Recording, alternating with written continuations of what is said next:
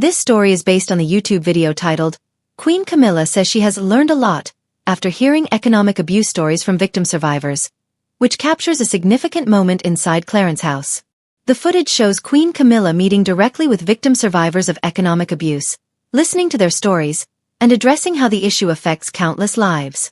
The source video provides a glimpse into a quiet yet meaningful gathering that carries weight far beyond its serene setting. In the video, Queen Camilla appears poised and elegant, dressed in an outfit that radiates warmth and humility rather than grandeur. Her soft neutral tones, subtle jewelry, and calm expression create an atmosphere of safety, allowing each survivor to speak without feeling overwhelmed by the presence of royalty. Her posture is attentive, her gestures gentle, and her demeanor grounded in genuine empathy, presenting not the queen of a palace, but a listener willing to understand. As the footage begins, the room is filled with a sense of calm anticipation. Clarence's house, often known for its history and formality, feels transformed into a protective space where voices long unheard can finally emerge. The participants, victims, advocates, and representatives from the financial sector, sit together in a circle that symbolizes equality and shared purpose. The stillness of the room contrasts with the emotional intensity of the stories that are about to be shared. Queen Camilla's opening remarks set the tone. She acknowledges that she has spent years advocating against domestic abuse in its various forms, yet admits that the testimonies she hears today have taught her more than she expected. Her voice carries sincerity as she emphasizes how vital it is to recognize forms of abuse that remain unseen, especially economic control, which often hides behind everyday routines and financial decisions. The survivors begin telling their stories, voices shaking, eyes glistening, but determination shining through. They describe the ways partners restricted their access to money, prevented them from working, forced debt upon them, and monitored every purchase. Economic abuse, as they explain, steals not only financial independence, but dignity, mobility, and the ability to make basic choices. It creates a silent cage that many do not realize they are trapped in until the doors have long been shut. Camilla leans forward slightly during these moments, displaying deep compassion. Her eyes follow each speaker with careful attention, never interrupting, never rushing. Her facial expressions reveal genuine concern, and her occasional soft nod reassures the survivors that their stories are not only heard but felt. Even in silence, she communicates respect, an essential gesture for individuals who have experienced years of control and invalidation. The survivors highlight how economic abuse often coincides with emotional manipulation. They speak about being told they were incapable of managing money, being blamed for expenses they never made, and being forced to depend entirely on the abuser for necessities. One participant describes how financial isolation left her unable to flee even when her safety was at risk. Another recounts how debt accumulated in her name continued to haunt her long after leaving her abuser. The atmosphere in the room grows heavier, yet somehow more empowering. Each story shared becomes a brick removed from the metaphorical wall surrounding the issue. By voicing their experiences in a royal residence, the survivors transform their pain into a force for awareness. It is a moment not only of vulnerability but of reclaiming control.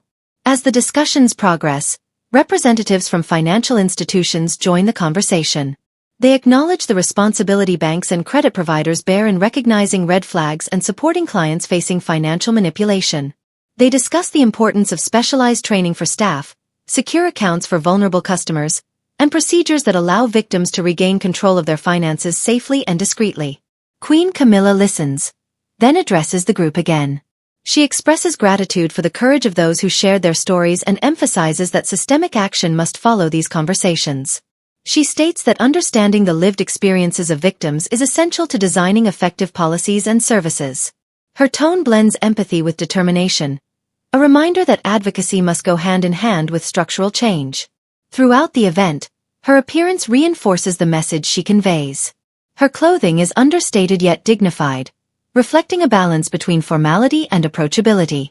Her presence is gentle and respectful, embodying the role of a listener rather than a figure of authority.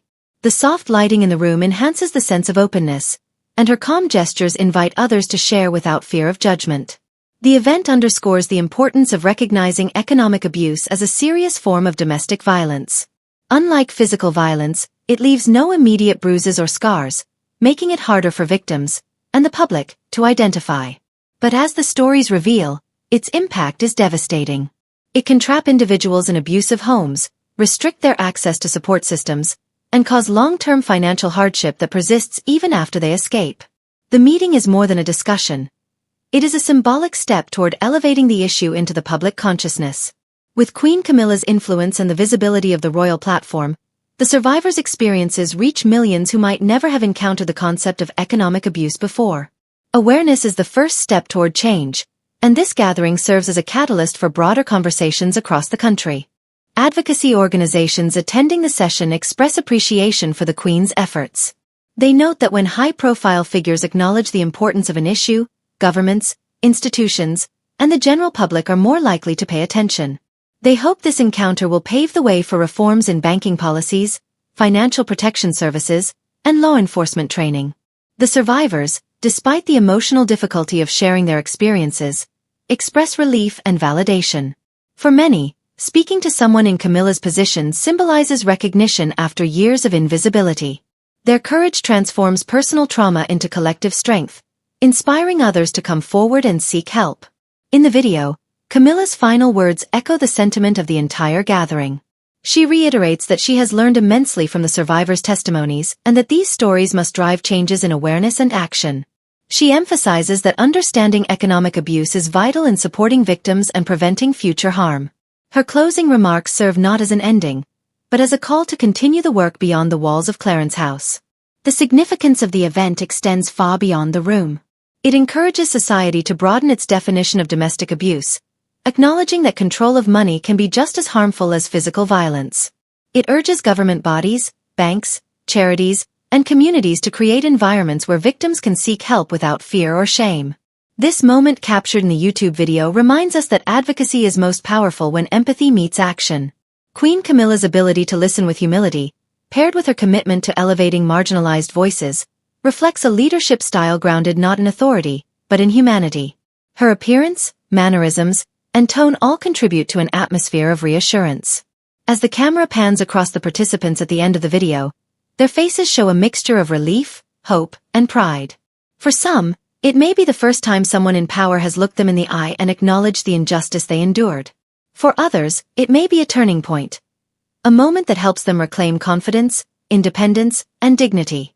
This gathering at Clarence House, though small in scale, symbolizes a larger movement. It is a reminder that one conversation can spark change, and that when stories are shared openly, they become tools for awareness, advocacy, and healing. The voices of these survivors will continue to echo far beyond this one meeting, encouraging others to step forward and seek freedom.